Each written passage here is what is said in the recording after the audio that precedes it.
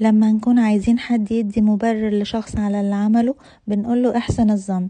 في الانجليش give the benefit of the doubt، بمعنى اديله فايدة من الشك. Maybe Lewis isn't the only one who deserves the benefit of the doubt.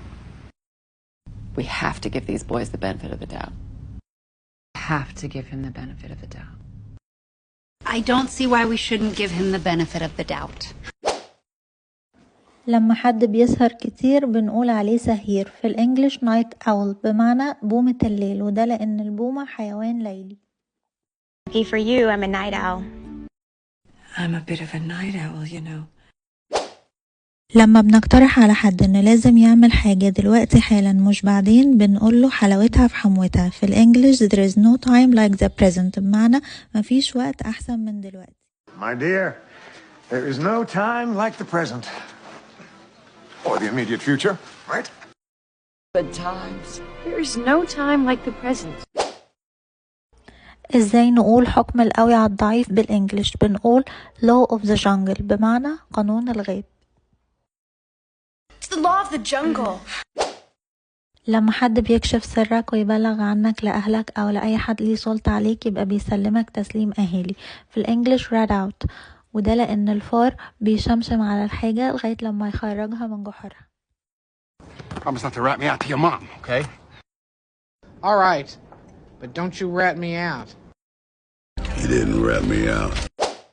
لما بنكون لسه مش متأكدين من الموضوع أو ما خدناش فيه قرار بنقول مش باين له ملامح. في الانجليش still up in the air، وده لأننا لما بنرمي العملة المعدنية فوق في الهواء بنكون لسه مش عارفين هي ملك ولا كتاب. Coin's still up in the air. That's still up in the air. لما نكون عايزين حد يفكر شوية ويستخدم عقله بنقوله شغل مخك. في الانجليش use your noodle، وده لأن الشرائط الشعرية بتكون شبه المخ. Use your noodle.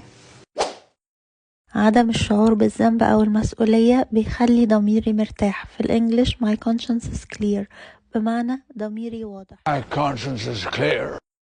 My conscience is clear. My conscience is clear. What? I've spoken my mind. My conscience is clear. My conscience is clear. Is yours?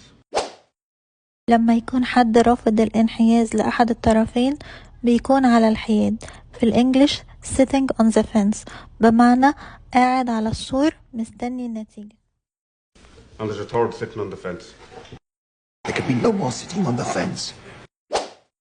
لو خارجين مع حد ناكل برا وعايزين ندفعله بنقوله خليها عليا المرة دي. في الانجليش it's on me. طيب لو عايزين كل واحد يدفع لنفسه بالمصري بنقول نمشيها انجليزي، بس في الانجليش بنقول go Dutch، يعني نمشيها هولندي. Don't worry about lunch. It's on me. I insist we go Dutch.